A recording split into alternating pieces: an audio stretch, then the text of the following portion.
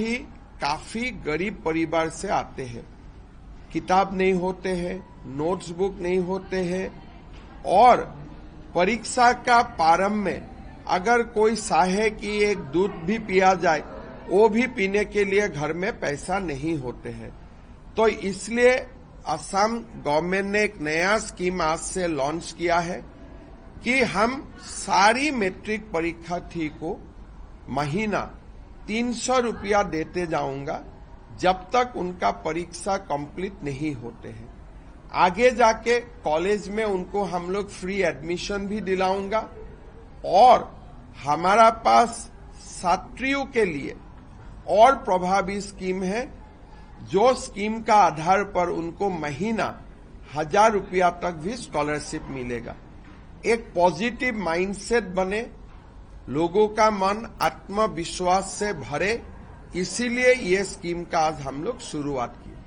मैं এটা কথা বলবো যে গুৱাহাটীৰ বহুকেইখন স্কুল কৃষ্টিমানৰ বাবে শিক্ষাৰ্থীসকলৰ এটা অনুৰোধ আছিল যে আপোনাক যদি আমি লগ পাওঁ এই কথাটো এটলিষ্ট ক'বলৈ কৈছিল, বিশেষকৈ ৰুক্মিণী গাঁৱত বহুকেইদিন তেওঁলোকৰ শিক্ষাৰ যিটো হেৰিতে বন্ধ হৈ থাকে, যদি আন্তঃগাঁথনিৰ ক্ষেত্ৰত কিছু কৰি দিলে। আমি সকলো বিদ্যালয়ক 7 পৰা 8 কোটি টকাকৈ দিছো।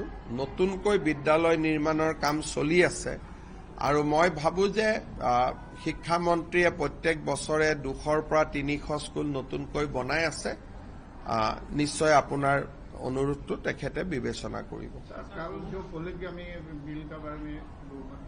कल तो मैंने काफी बोला हूं विधानसभा में। असम असेंबली में कल बहु विवाह को बंद करने के लिए एक विधायक को स्वीकृति मिला। इस कानून का अनुसार असम में बहु विवाह पॉलीगैमी नहीं होगा। अगर कोई घर में एक पत्नी होने का बावजूद अगर दूसरा शादी करने का कोशिश करेगा, उनको 7 साल का जेल होगा।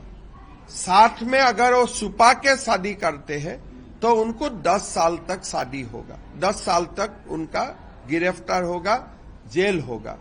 कल असम असेंबली में अच्छा चर्चा हुए और ये जो पॉलीगैमी का बिल हुए, जो कानून तक हमने परिवर्तन किया, इसमें काफी विधायकों ने सपोर्ट किया, सजेशन दिया और एक बहुत ही अच्छी वातावरण में हम लोगों ने ये पॉलीगैमी को बंद करने का बिल को पारित किया।